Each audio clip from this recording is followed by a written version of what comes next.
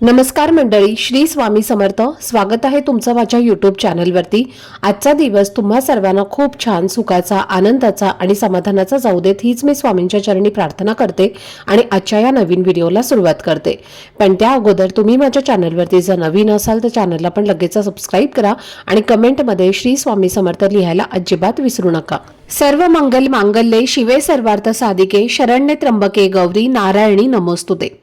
तर मंडळी, आता लवकरच 2026 हे नवीन वर्ष सुरू होत आहे आणि या येणाऱ्या वर्षामध्ये एक अतिशय खास असा अधिक मास देखील येत आहे, जो साधारणपणे दर 3 वर्षांनी एकदा येतो आणि ज्याला आपल्या धर्मात आणि परंपरेत खूप मोठे महत्त्व दिलं जातं.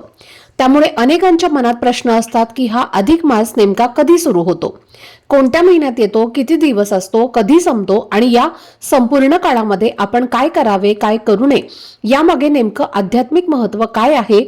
असंही सांगितलं जातं की अधिक मासामध्ये विशेषतः चांदीची खरेदी केल्यास घरामध्ये लक्ष्मीची कृपा कायम टिकून राहते आणि म्हणूनच या धोंड्याच्या महिन्यात कोणत्या गोष्टी खरेदी करणं शुभ मानलं जातं आणि कोणत्या गोष्टी टाळाव्यात, या सगळ्या गोष्टींची सविस्तर, सोपी आणि उपयुक्त माहिती मी आजच्या व्हिडिओमध्ये तुमच्यासोबत शेअर करणार आहे.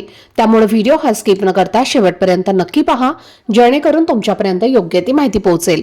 आणि तुम्ही माझ्या चॅनलवरती जर नवीन असाल तर चॅनलला पण लगेच सबस्क्राईब करा आणि बेल आयकॉनला पण प्रेस करा, म्हणजे मी जेव्हा कधीही नवीन व्हिडिओज अपलोड करेन त्याचं नोटिफिकेशन सर्वात आधी तुम्हाला मिळेल आणि तुमचा एकही व्हिडिओ हा मिस होणार नाही. आणि हो मंडळी, कमेंट बॉक्समध्ये श्रद्धेने ओम नमो भगवते वासुदेवाय नमः नक्की लिहा, म्हणजे भगवान विष्णू आणि माता लक्ष्मीचा आशीर्वाद आपल्यावर कायम राहील. तर पहा, इंग्रजी कॅलेंडरनुसार 2026 हे नवीन वर्ष लवकरच सुरू होणार आहे. 1 जानेवारी 2026 वार गुरुवार हा नवीन वर्षाचा पहिला दिवस असणार आहे आणि यंदा 2026 मध्ये अधिक मास म्हणजे धोंड्याचा महिना सुद्धा आलेला आहे. इंग्रजी कॅलेंडरमध्ये लीप वर्ष आणि हिंदी कॅलेंडरमध्ये अधिक महिने असतात. लीप वर्षात फक्त 1 दिवस वाढतो, तर हिंदी वर्षात अधिक मासामुळे संपूर्ण 1 महिना वाढतो. वास्तविक हे सौर वर्ष आणि चंद्र वर्षामुळे होत असते आणि अधिक मास हे हिंदी कॅलेंडरच्या अतिरिक्त महिन्याचा संदर्भ असतो आणि दर 3 वर्षांनी एकदा येते आणि म्हणूनच आपण म्हणत असतो की 3 वर्षांनी धोंड्याचा महिना आला. ज्योतिषशास्त्रात 9 ग्रह आहेत: सूर्य, चंद्र, मंगळ, बुध, गुरु, शुक्र, शनी, राहू, केतू असे सर्व ग्रह 12 राशींभोवती फिरतात. हिंदी पंचांगामध्ये सूर्य आणि चंद्राच्या आधारे वेगळी गणना केली जाते. जेव्हा चंद्र 12 राशींची एक फेरी पूर्ण करतो तेव्हा एक चंद्र महिना असतो. चंद्राला 12 राशींनी प्रदक्षिणा घालण्यासाठी सुमारे 28 किंवा 29 दिवस लागतात आणि या कारणामुळे हिंदी पंचांगणाचे एक चंद्रवर्ष 354.36 दिवसांचे असते. सूर्य एका राशीमध्ये 30 ते 44 दिवस राहतो आणि या ग्रहांना 12 राशींची एक फेरी पूर्ण करण्यासाठी एकूण 365.28 दिवस लागतात आणि यालाच सौर वर्ष असं म्हटलं जातं. सौर वर्ष आणि चंद्र वर्षात 10.92 दिवसांचा फरक आहे आणि हा फरक संयोजित करण्यासाठी पंचांगामध्ये दर 32 महिन्यांनी आणि 14 दिवसांनी अधिक मास हा ज्योतिष ग्रंथात अधिक मास मोजण्यासाठी एक अतिशय सोपी पद्धत दिलेली आहे. ज्योतिषीय गणनेनुसार दर 32 महिने आणि 15 दिवसांनी अधिक मास येतो.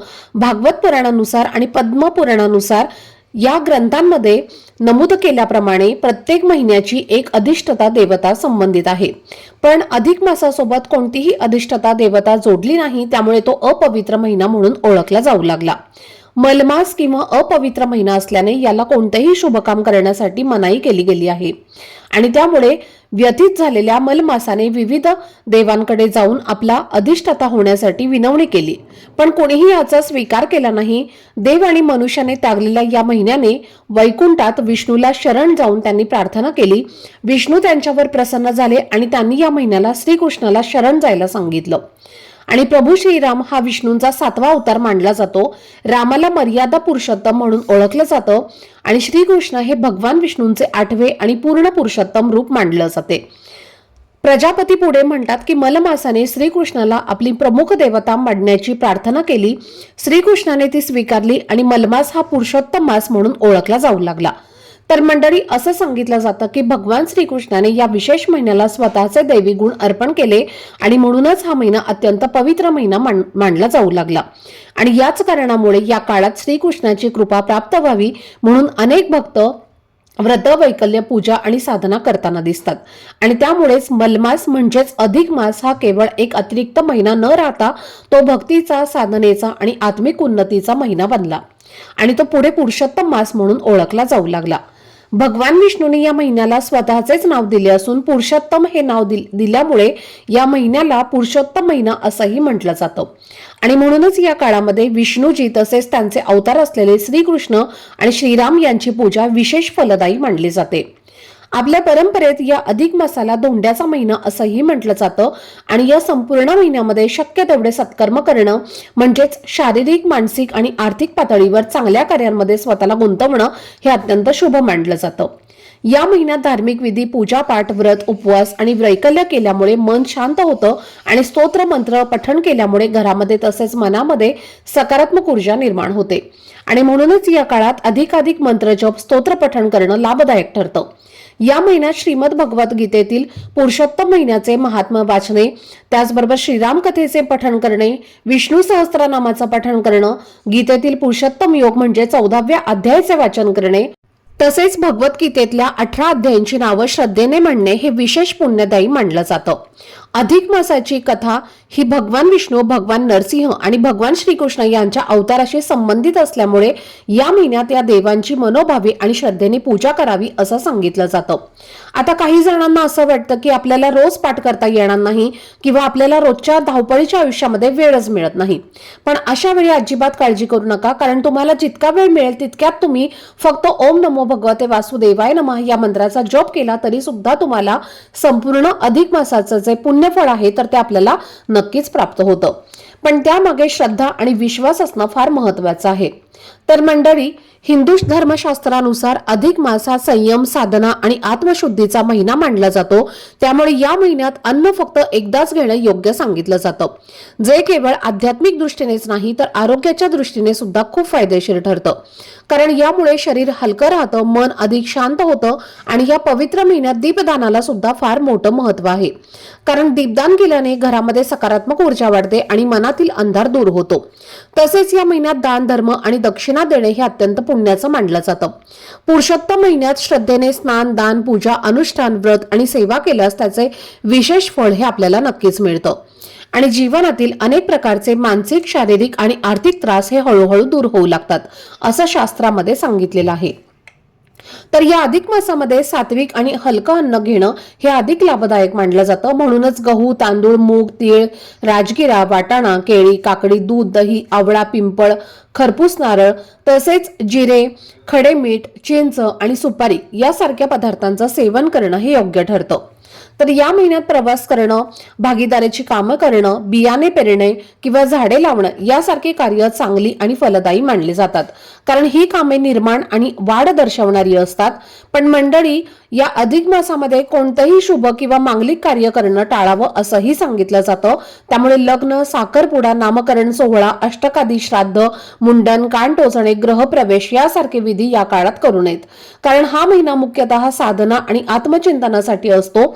तसेच या महिन्यात कोणत्याही प्रकारचे व्यसन करू नये, मांसाहारापासून पूर्णपणे दूर राहावे आणि मासे, मद्य, तांदळाचा कोंडा, उडीद डाळ, उडीद, मोहरी, कांदा, लसूण, मुळा यासारखे पदार्थ सेवन करू नयेत, कारण हे तामसिक पदार्थ मानले जातात आणि ते मनाची शांतता आणि साधनेतील एकाग्रता कमी करतात आणि म्हणूनच या पवित्र महिन्यात अशा पदार्थांपासून दूर राहणं हे अधिक योग्य मानलं जातं. तर आता 2026 मध्ये अधिक मास म्हणजे धोंड्याचा महिना हा कधी सुरू होत आहे तर पहा, मे 2025 मध्ये म्हणजे 5व्या महिन्यामध्ये धोंड्याचा महिना जो आहे तर तो आलेला आहे. 16 मे 2025 वार शनिवार, या दिवशी शनी जयंती आहे आणि याच दिवशी ही अमावस्या देखील आलेली आहे आणि म्हणूनच याला शनी अमावस्या देखील म्हणून ओळखलं जातं.